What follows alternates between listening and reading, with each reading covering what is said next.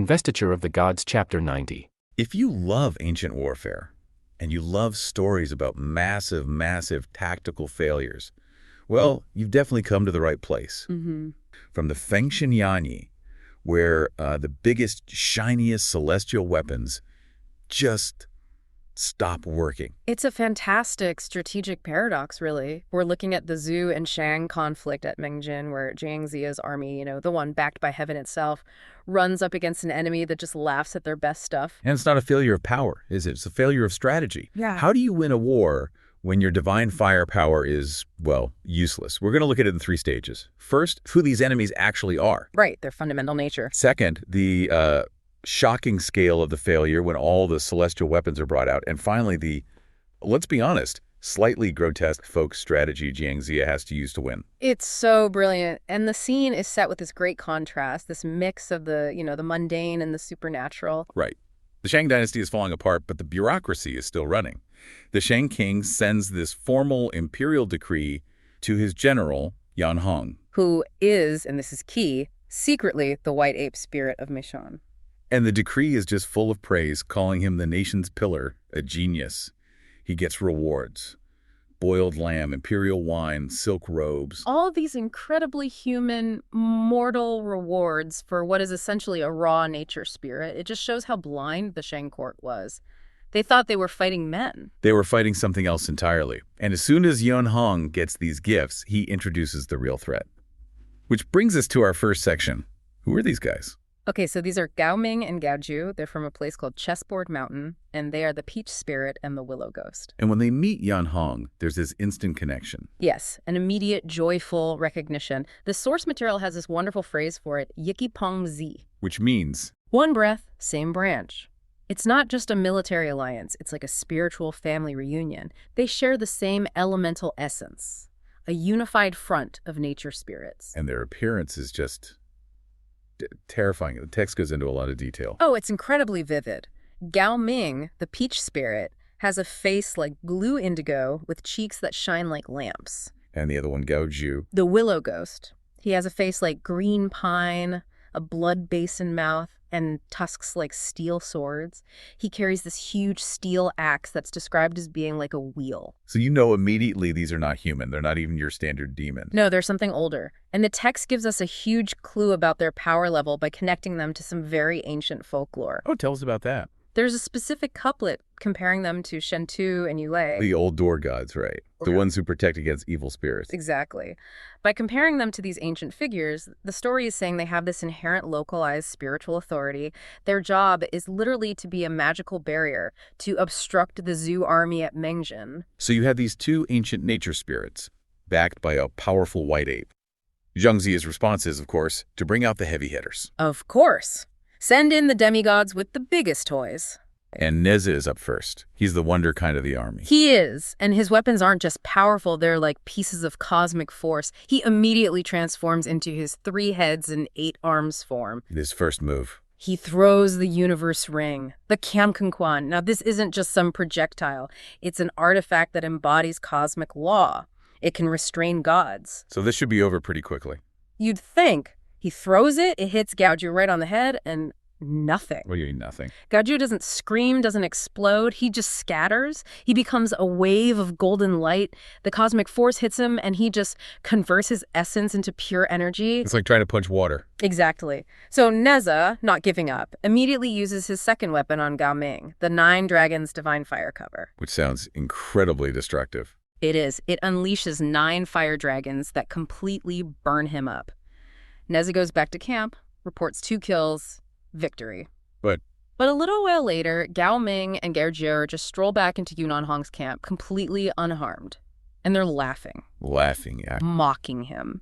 They boast that Ziya only relies on his disciples and that no heaven-penetrating means can stop them because of their subtle skills. Right. Their ability to transform their essence makes the most powerful weapons totally useless. Because the weapons are designed to destroy form.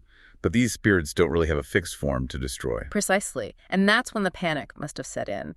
The next day, Ziya sends out the whole army, and it just becomes a checklist of failures. Yang Ren tries the 5-fire fan. And Gao Ming turns into a black light and just zips away. Li Jing, Nessa's father, uses his golden pagoda on Gaoju. Which is supposed to trap anything, right? Supposed to. But Gaoju just vanishes. Instantly. They can't be held, they can't be burned, and they can't be crushed. And it's the same with the big boss, Yuan Hong. Yep.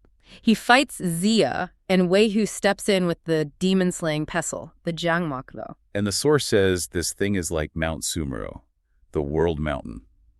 An object of basically infinite weight. You can't get much heavier than that.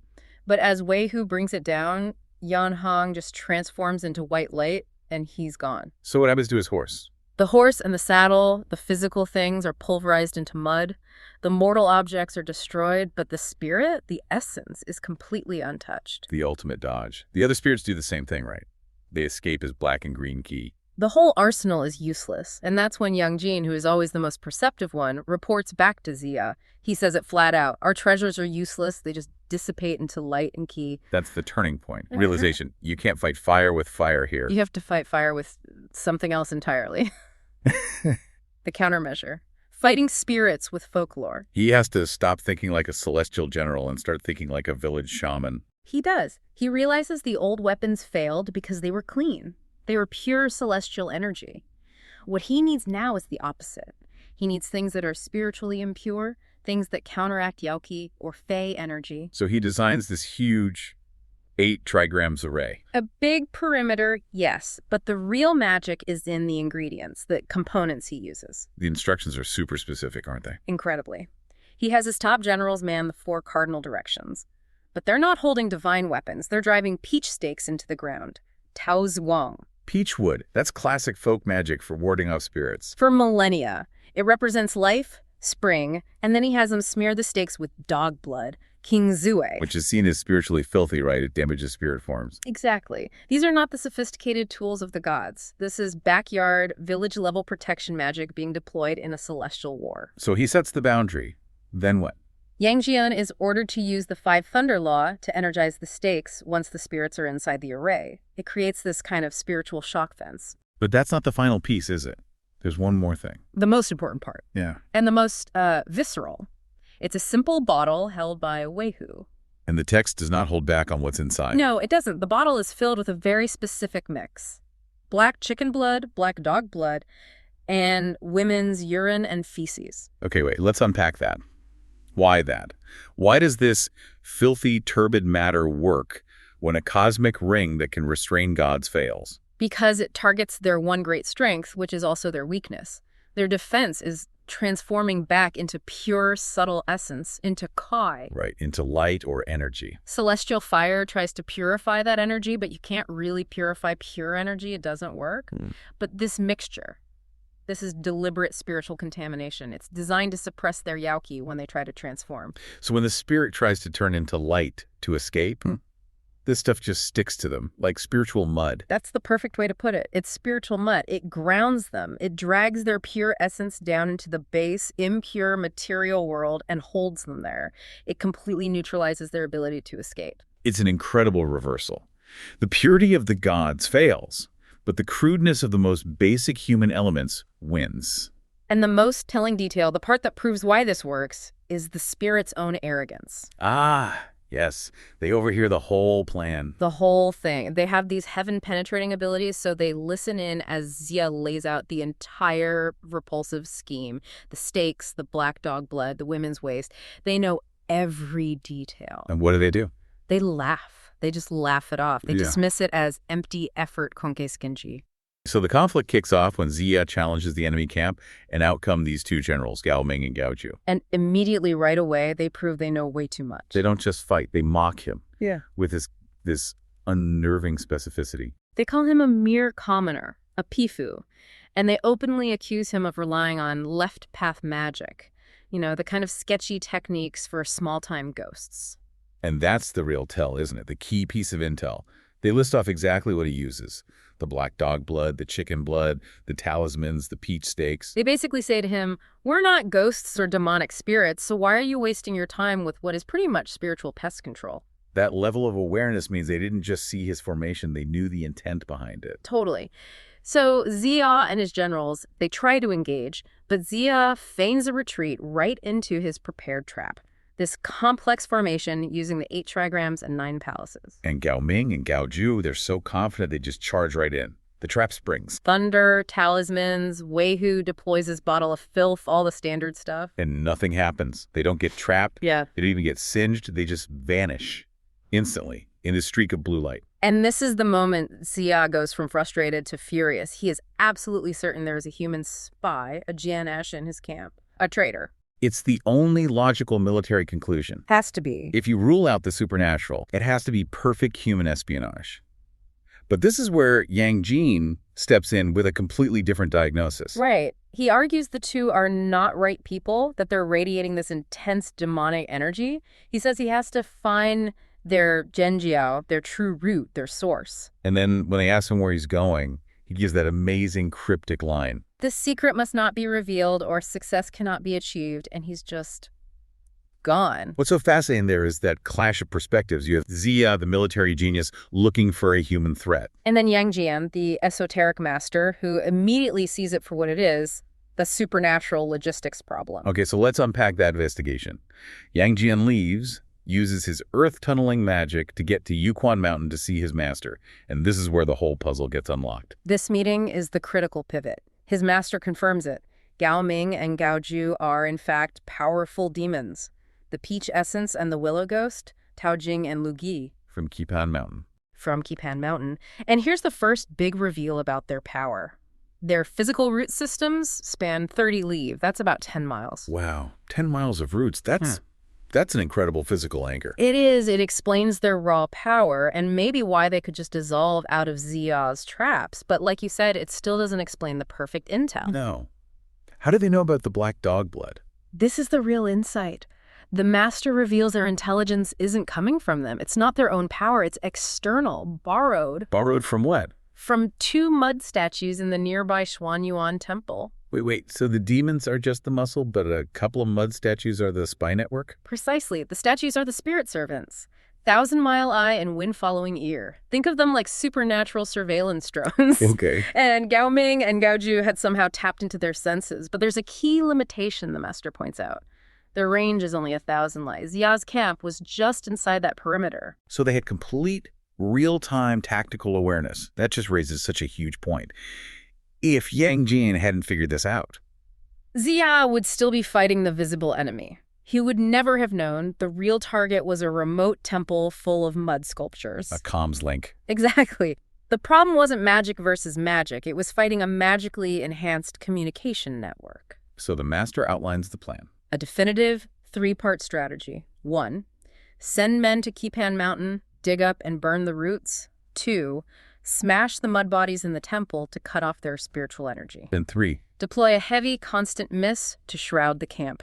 Complete the physical concealment. This just shifts the entire battle from offense to, well, counterintelligence infrastructure destruction. That's a perfect way to put it.